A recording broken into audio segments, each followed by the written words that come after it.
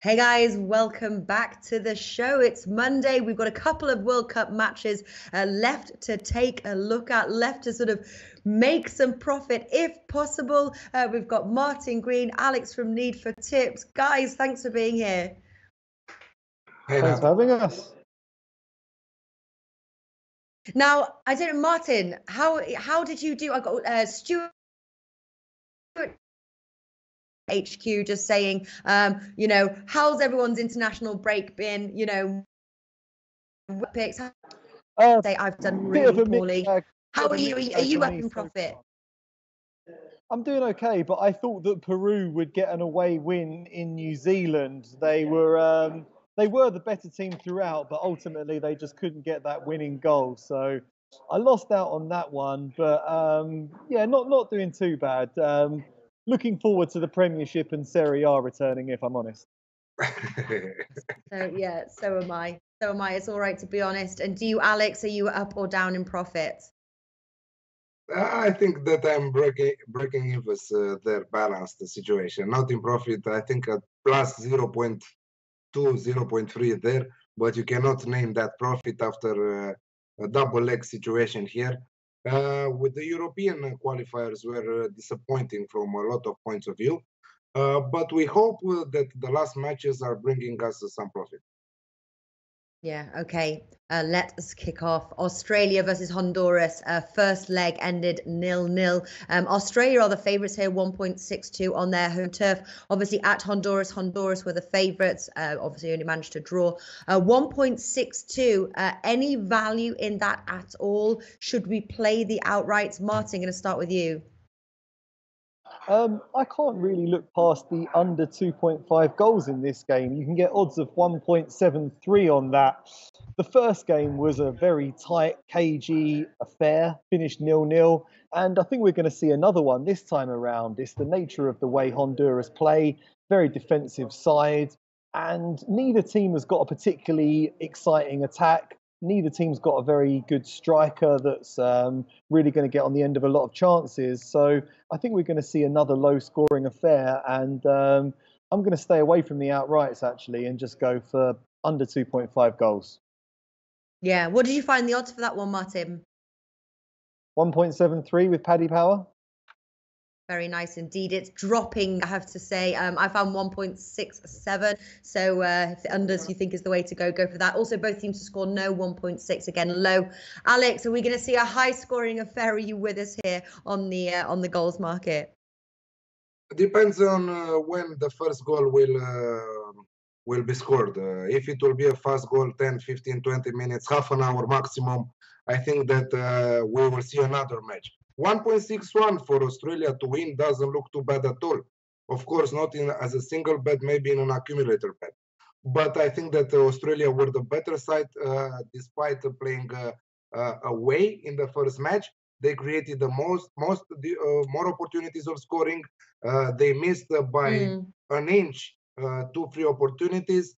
Tim Cahill will be in the starting 11 because he got back from his injury and he's 100% fit, but it depends if their coach will put him in the first 11. So yeah, Australia to win makes a good sense as an accumulator bet with something else, but I really like also the under 2.5 that Martin mentioned, but that it will be if we will see half an hour without scoring.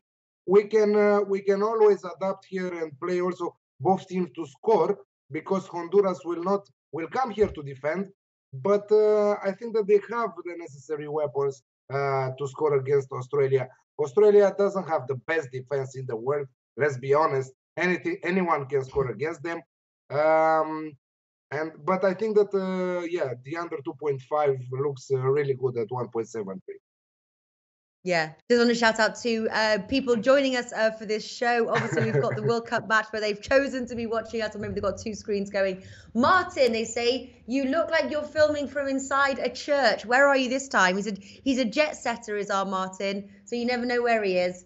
Where are you, Martin? I have to confess, I'm at the Grosvenor Hotel in central London. I was interviewing the chief executive of a big wine company and the interview overran. So Couldn't get home in time, so I found the nearest 5-star hotel bar, parked myself up in the quietest corner, and I am broadcasting live from the place where the rich and famous hang out, although the very quiet Nice. corner of it. What are you drinking? Haven't Do actually you- ordered a drink yet, but if they come over, I'm going to order a large whiskey because that's the only way to roll, really. I am definitely not in a church. Yeah, for those who don't know, Martin, he's a sports bettor by day and a drinker by night, or I don't know, all the other way around. He's an Sometimes editor it's the other way for round. for a Sometimes I drink breakfast. yeah, he's a drinks what do you call it? Drinks writer, drinks Yeah, connoisseur. I'm a drinks writer. Yeah, I review the latest drinks, edit a magazine all about drinks trends, and generally cover the beers, wines, and spirits market. But also dedicate a lot of my time to football handicapping, sports writing, and following the mighty Burkina Faso. Which we'll get to. We'll get to the Africa bets in a bit. So that's okay. So Australia versus Honduras, we're going for the under 2.5 goals. Peru versus New Zealand, again, 0-0 draw. I have to say, for those who bet the unders across all the matches, really you would have been in profit. Peru 1.25, draw 7, New Zealand 17. Peru are now obviously huge favourites. Martin, we thought that they were going to get the job done in the first leg. I think it was about 1.83. They need to get the job done in this leg. Can they do it? I think they can. I mean, some bookmakers will only go to 1.1 on them qualifying. I think the best odds you can get are about 1.18 or something like that. It's not looking good for New Zealand. They withstood a great deal of pressure in the first leg. Stefan Monirovic was forced into making a lot of really smart saves. They almost did nick it at the death. Did you see that Ryan Thomas shot right at the end? And they're going to be boosted by the return of star striker Chris Wood, who plays for Burnley in the Premiership, and he is a bit of a handful. So, I mean, New Zealand do have a chance, but you have to say that Peru are the favourites here by a long, long way, and they probably should get the job done. If you fancy Peru to assert their dominance, I would suggest going for Peru minus 1.75 on the Asian handicap, which you can get at odds of about 1.93 with 10bet or various other different bookmakers. But, you know, I still think New Zealand are in with a chance. They got a creditable draw in the first game, and the return of Chris Wood is going to buoy them. But one thing to point out is that Peru are ranked 10th in the world, whereas New Zealand are ranked 122nd in the world. So it could be a bit of a golfing class there that will finally become apparent in Peru. Yeah. Yeah, we thought that, didn't we? We thought that obviously when they traveled to New Zealand, but you're right. You know, they got a draw, almost nicked it, but you know, now at Peru, they should assert their dominance. Alex, over to you. What do you like in this match? Yeah, Ad hoc has a point on the live chat. Peru elevation will murder for the Kiwis. 1,550 meters in Lima. They will play this match. So I think that they will come with oxygen and do it at halftime, like the Brazilian did once at halftime in some matches. I think that Peru they are used to play at that altitude, and they should easily cover the minus 1.5 with the minus 1.5 Asian handicap and also win from halftime. So from my point of view, Peru has the necessary skills despite drawing in the first leg, but they had the possession, they had the opportunities, and now again New Zealand, come on. New Zealand doesn't have anything to do at the World Cup, and Peru will qualify for the first time since 1982 to a World Cup edition. So next year in Russia. Minus 1.5, wow. 1.7, halftime, full time, 1.7 also. So take it from now. Yeah. What about a Peru to win to 0? Don't have the odds on that one, but likelihood of New Zealand scoring this match? Yeah, surely. I don't think that New Zealand will find the back of the net. They didn't have the shot on target on their turf. Yeah. They will do it away in Peru. No, likely to see that. Yeah. We've got Stuart from Tipster HQ watching. Hey guys, sorry I'm late to the party.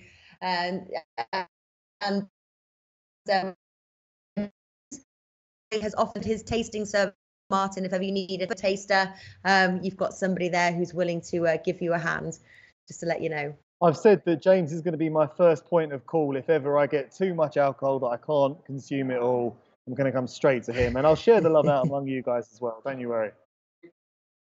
Nice. Okay, moving over, we've got obviously a couple matches left on the Africa side, and it's a really tough. I did want to broach it. Obviously, it's a very tough market. Alex, you're not a massive fan of broaching the market of this. Obviously, a lot of the teams are already through, which means betting on it is very difficult. Exactly. So looking at these matches, are they passes? Have you got at least any leans on them? We've got obviously Burkina Faso versus Cape Verde Islands, and we've got Senegal versus South Africa. There is some value, but the question is do we play it? I think the value lies with Burkina Faso. You've got Burkina Faso 2.09. They obviously won on the road 2-0. Should we be looking at that, or are you staying away from these matches? No, I'm not staying away from both matches. I'm playing Senegal versus South Africa. Senegal just won 2-0 against South Africa and qualified at the World Cup in Russia next year. They will be without Sadio Mane. Sadio Mane, we talked earlier on the weekly kickoff, that got injured, and Jurgen Klopp is really angry with this right now. I think that most of the players, the most important Senegal players, will miss this match. And I'm looking at South Africa +1 on the Asian handicap 2.04. I don't think that Senegal has to push for nothing right now. Yes, they are the better side, but they are missing a lot of players, including the most important player, Sadio Mane. As I said, they qualify to the World Cup. They don't have nothing to prove here. So +1 for South Africa at 2.04.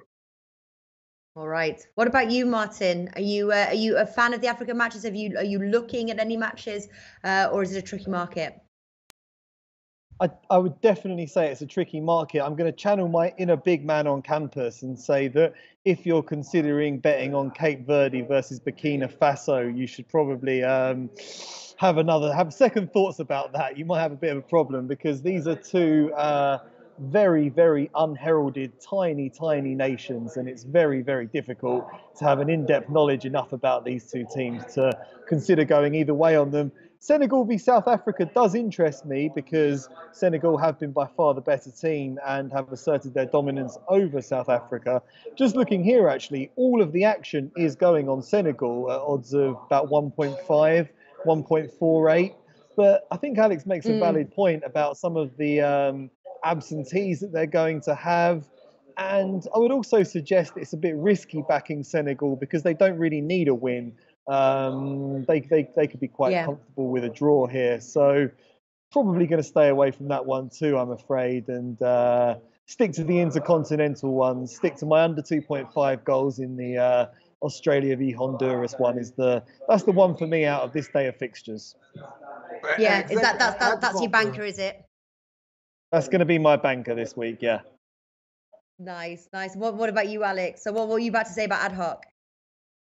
Ad hoc makes a really good point of view. How do you handicap African teams? I never know where to begin. Yeah, you don't always handicap the African teams, but because we are on profit, we like to handicap also the African teams.